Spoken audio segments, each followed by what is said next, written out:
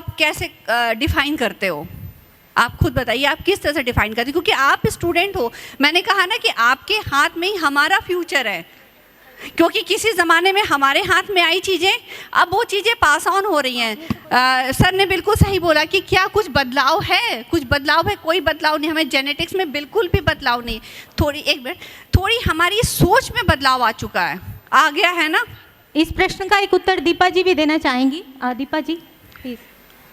एक मिनट रुकिए, आपका मैं एक लाइन में दे देता हूँ। I agree, I appreciate. हम मॉडर्नाइज अगर हो रहे होते तो ना तो खुशी की बात है, उसके पीछे रीज़न है। मान लीजिए आज के 3000 साल पहले, अब मैं एक एग्जांपल देता हूँ, जैसे स्त्रियों के लिए हमारे यहाँ बेटियों बहुओं के लिए 16 श्रृंगार है। कुछ चीज़ें नहीं थी, फिर ऐड हो गई, हम मॉडर्न हो गए। हम हमेशा मॉडर्न होते रहे हैं सभ्यता के विकास में। लेकिन सवाल ये है कि अगर हम मॉडर्न होते रहते तो अच्छा है, हम वाकई में वेस्टर्नाइज हो रहे हैं और हमें इसको स्टॉप करना चाहिए। हमें वेस्टर्नाइज और ये सब नहीं, हमें वाकई में अपने सिद्धांत के हिसाब से अपने आप को मॉडर्नाइज करना चाहिए। जी बहुत बहुत शुक्रिया सर, जोरदार तालियां एक बार। तो ये सब आप ही के हाथ में है, जो कि हम बिलीव करते हैं। यहाँ बच्चे हैं वो अपनी सभ्यता के साथ अपने एजुकेशन को लेकर के आगे बढ़ें, क्योंकि कई बच्चे हमने देखा कि पढ़ते हैं, बहुत अच्छे इनके स्कॉलर्स हैं मैम, लेकिन थोड़ा सा उनकी जो प्रॉब्लम है कि हम इतने ज़्यादा मॉडर्नाइज हो रहे हैं कि हम अपनी सभ्यता को भूलते जा रहे हैं। तो सभ्यता के कैरी को हम साथ करेंगे तो हम दोनों कॉम्बिनेशन को बहुत ही बखूबी मेंटेन करेंगे। Thank you. Thank you ma'am. Please और किसी को क्वेश्चन पूछना है? हमारे विद्वान पैनल बैठे हुए हैं। Yes yes please. देखिए आप क्वेश्चन पूछने जाएंगे तो लाखों की फीस लग जाएगी इंस्टीट्यूट में। Yes, exactly. अभी फ्री में पूछ लीजिए। अपना नाम बता दीजिए। My name is Neeta Tripathi and I'm a journalist. One more question for panelist. शुरू में ही जब हमारी चर्चा स्टार्ट हुई थी तो पहला ही प्रश्न था कि हमारी जो शिक्षा प्रणाली है वो भारतीय, कहने का मतलब कि एंशियंट अच्छी है या मॉडर्न अच्छी है, पहला क्वेश्चन ये था। दूसरे जो हमारे पैनलिस्ट थे उन्होंने लीडरशिप और हमारे डिटर्मिनेशंस के लिए दृढ़ इच्छा होनी चाहिए और ये सारे जो पर्सनालिटी डेवलपमेंट था दूसरे पैनलिस्ट ने कहा। जो तीसरे सर हैं उन्होंने बताया कि ठीक है हमारे एजुकेशन सिस्टम जो ऐसा है कि अभी नई पॉलिसीज़ आई हैं और हमारे यहाँ इतने सारी यूनिवर्सिटीज़ हैं, कॉलेज हैं जिनके यहाँ का जो हमारा क्वालिटीज़ ऑफ एजुकेशन को इम्प्रूव करना चाहिए और हमारे अंदर वो कैपेबिलिटी है और हम कर सकते हैं ताकि फॉरेन यूनिवर्सिटीज़ भी हमारे यहाँ आएँ और हम अपने एजुकेशन सिस्टम को अच्छा करें। मैम ने बोला एक बहुत सारी जो लास्ट में मैम उन्होंने बोला कि हमारे यहाँ स्ट्रगल कर रहा है स्टूडेंट और भी है, वो बाहर जा कर के ज़्यादा इसलिए पढ़ना चाहते हैं क्योंकि वहाँ की लाइफस्टाइल अलग अलग देशों को अडॉप्ट करना चाहते हैं और वहाँ के ज़्यादा ही हमें फैसिलिटीज़ है इसलिए। और सभी पैनलिस्ट को समराइज करते हुए हमारी मैम ने बोला कि हमारे पास 4-5 पॉइंट्स पूछिए जो सारे क्वेश्चन में वही आगे आना चाहती हूँ सबको समराइज करते हुए कि इन विषयों में मेरा 2 ही क्वेश्चन है कि जो हमारी भारतीय संस्कृति है, कहने का मतलब हमारा जो एजुकेशन सिस्टम पहले था और आज का जो एजुकेशन सिस्टम है आज ज़्यादा इजी हो गया है क्योंकि आज हमारे सामने इंटरनेट है, हर प्रश्न का उत्तर हमारे फ़ोन और यूट्यूब से हमें मिल जाता है, पहले नहीं मिलता था।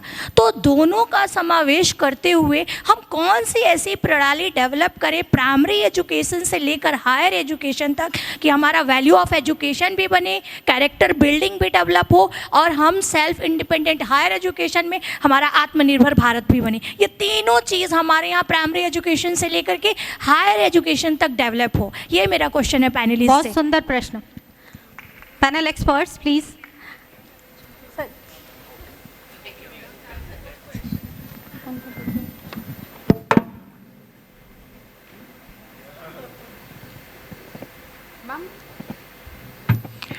Ma'am, that's a good question, or I think that's the gist of this session.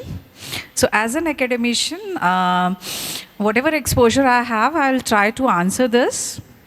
Ma'am यहाँ सबसे बड़ा रोल मुझे लगता है रेगुलेटरी अथॉरिटीज़ का होता है, क्योंकि ये जो सारी बातें हम कर रहे हैं ये कहीं ना कहीं अगर इस पे रेगुलेटरी बॉडीज़ ना हो, उनकी फंक्शनिंग ना हो तो कंट्रोल ख़त्म हो जाता है। जैसे अगर हम एक साइड बात कर रहे हैं वैल्यूज़ की, आपकी संस्कार्स की, कि ये यंग जनरेशन कहाँ जा रही है, क्या सोच रही है, तो आई थिंक वहाँ सबसे बड़ा रोल होता है पेरेंट्स का, कि एज पेरेंट्स वी फेल अगर हम अपने बच्चों को वो पास ऑन नहीं कर रहे हैं, जो पीढ़ी दर पीढ़ी जो वैल्यूज़, जो संस्कार हमें अपने एंसेस्टर से मिले हैं.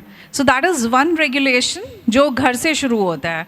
एंड सेकेंडली अगर एजुकेशन में बात करें तो NEP 2020 में ये सारे क्वेश्चंस का आंसर शायद रेगुलेटरी बॉडीज़ ने दे दिया है. सिर्फ चैलेंज ये है कि हम उस चीज़ को फेस करें. जैसे आपने बात करी एंशियंट नॉलेज सिस्टम की, सो IKS पे पूरा फोकस है. हमारी जो हिंदी भाषा है, अदर देन हिंदी जो रीजनल लैंग्वेजेस हैं, दैट ऑल्सो बिकम्स कंपल्सरी, कि अब आप हिंदी में भी BTech कर सकते हैं या MBA कर सकते हैं. Right. So that is one step I think the government has taken. Now it's up to the institutes कि वो इसको कितना अच्छे से implement कर सकते हैं. And secondly, again, it is up to the regulatory bodies कि वो कितना control करा सकती हैं. जैसे अगर आप दूसरे कंट्रीज़ में बात करेंगे तो दूसरे कंट्रीज़ के क्वालिफिकेशन फ्रेमवर्क्स कंपैरेटिवली बेटर रहे हैं, कि आपको एक ही जगह एक ही बॉडी से सारी चीज़ें मिल जाती हैं. वहीं इंडिया में आप देखिए इतनी सारी रेगुलेटरी बॉडीज़ हैं, जो सबसे बड़ा चैलेंज था. I am very proudly mentioning कि था, because I am very hopeful कि NEP 2020 से डेफिनेटली वी कैन एनविजन अ विकसित Bharat. Thank you so much. बहुत बहुत शुक्रिया आज के इस शानदार चर्चा के लिए.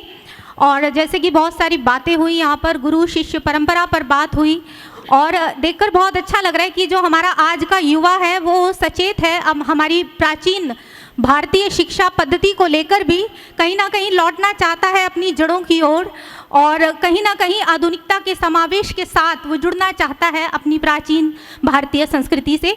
तो इस सभी के लिए आप साधुवाद के पात्र हैं. मैं चाहूँगी एक बार आप सभी अपने लिए ज़ोरदार तालियां बजाएं, सारे स्टूडेंट्स.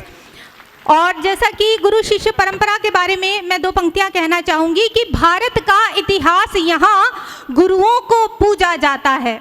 भारत का इतिहास यहाँ गुरुओं को पूजा जाता है.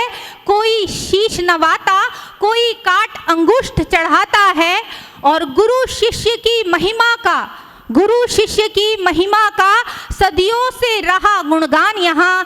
राम कृष्ण और वीर शिवाजी अशोक भी हुए महान यहाँ. राम कृष्ण और वीर शिवाजी अशोक भी हुए महान यहाँ. तो आज यहाँ हमारे जो प्रबुद्ध विद्यार्थी वर्ग यहाँ जो बैठा है, मैं चाहती हूँ कि इनमें से भी हमारे जो वीर शिवाजी और अशोका जैसे महान सम्राट निकल कर आएँ.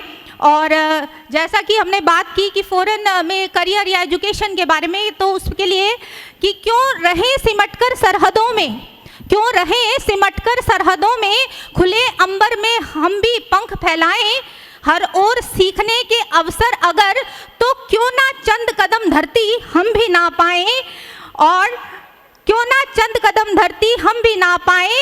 जिंदगी है अगर पाठशाला तो, और जिंदगी है अगर पाठशाला तो पूरी धरा पर यह विस्तार क्यों ना पाए.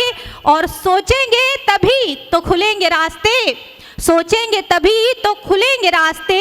आओ आज ज़रा अपनी सोच का दायरा बढ़ाएं, आओ आज ज़रा अपनी सोच का दायरा बढ़ाएं. Over to Seema ji. Thank you so much, the esteemed guests who were called for the panel discussion, the students who asked really very good questions from these panel members, and I think today's session was really beneficial for all of us, and it really clarified our concepts of global education. So let's grow globally. Thank you so much. और हमारे जो panel experts हैं सीमा जी, एक बार उनका भी आभार व्यक्त कर दीजिए मंच की ओर से. मैं चाहूँगी कि इतना कीमती समय, ये बहुत विषय विशेषज्ञ आज आपके बीच में बैठे हैं. जैसा कि सर ने कहा कि अगर आप इनसे व्यक्तिगत कोई प्रश्न पूछने जाएंगे तो आपको बहुत महंगी फीस देनी पड़ सकती है, लेकिन आज आपके लिए उपलब्ध हैं be the king maker by mister AK Mishra ji के मंच पर. तो एक बार पैनल एक्सपर्ट्स का thank you so much. Ujjwal Mukku ji, Sarika ji, Richa Sharma ji, Ruchika Gupta ji, and Miss Deepa. Thank you so much.